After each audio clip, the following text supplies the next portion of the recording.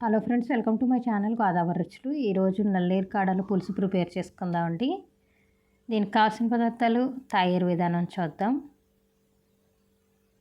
First నల్లేరు కాడలు తీసుకొని ఇలా కట్ చేసుకుని పెట్టుకున్నాను. ఉల్లిపాయ ముక్కలు, పచ్చిమిరపకాయ ముక్కలు కట్ చేసుకోవాలి. చింతపండు నానబెట్టుకోవాలి. ఇదిగోండి, స్టవ్ వెలిగించి కడాయి పెట్టుకుని ఆయిల్ వేసుకుంటున్నాను. ఉల్లిపాయ ముక్కలు, పచ్చిమిరపకాయ ముక్కలు వేసుకోవాలి. ఆయిల్ వేడెక్కాక ఉల్లిపాయ ముక్కల్ని గోల్డెన్ బ్రౌన్ కలర్ వచ్చే వరకు వేయించుకోవాలి. కొద్దిగా పసుపు, రుచికి సరిపడా సాల్ట్ వేసి కలుపుకోవాలి. సాల్ట్ వేయడం వల్ల ఉల్లిపాయ ముక్కలు ఫాస్ట్గా వేగుతాయి.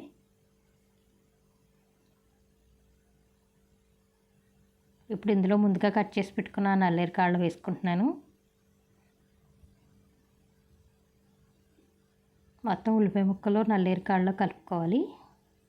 ఉల్లిపాయ ముక్కలతో పాటు మగ్గించుకోవాలి. అలా మగ్గించుకుంటేనే కూర టేస్ట్ బాగుంటుంది. మనకి నల్లేరు కాళ్ళు ఆయిల్లో మగ్గితేనే దురద రాకుండా ఉంటాయండి. సరిగ్గా మగ్గించుకోకుండా వండేసుకున్నామంటే తిన్నప్పుడు దురద వస్తుంది. అదొకటి చూసుకోవాలి. ఇదిగో చూడండి, నల్లేరు కాళ్ళు మగ్గినవి చాలా వరకు మనకి.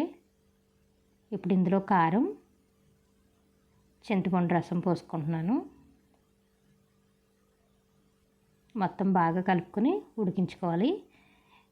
మనకు ఆల్రెడీ ఇందాక ఉల్లిపాయ ముక్కలతో పాటు 50% మగ్గిపోయినాయండి. మూత పెట్టి ఒక 10 minutes ఉడకనివ్వాలి. సిమ్లో పెట్టుకొని మధ్య మధ్యలో తిప్పుతూ ఉండాలి. నేను పులుసు అయినా సరే దగ్గరికి వండేసుకున్నాను. మీరు కొంచెం లూజ్గా కావాలంటే కొంచెం ముందలే స్టవ్ ఆఫ్ చేసేస్తే సరిపోద్ది.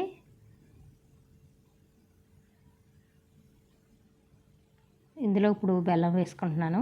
తీపి ఎక్కువ ఇష్టపడే వాళ్ళది కొద్దిగా ఎక్కువ వేసుకోవచ్చు. నేను సరిపడగా వేసుకుంటున్నాను. బెల్లం వేసుకున్నాక మొత్తం కలిపేసుకుని మళ్ళీ మూత పెట్టి 5 minutes ఉడకనివ్వాలి. ఇదిగో చూడండి, మన నల్లేరు కాడల పులుసు రెడీ అయిపోయింది. చాలా మంచి రెసిపీ అండి. ఇది హెల్తీ రెసిపీ కూడా. మా ఛానల్ లైక్ చేయండి, షేర్ చేయండి, సబ్స్క్రైబ్ చేయండి.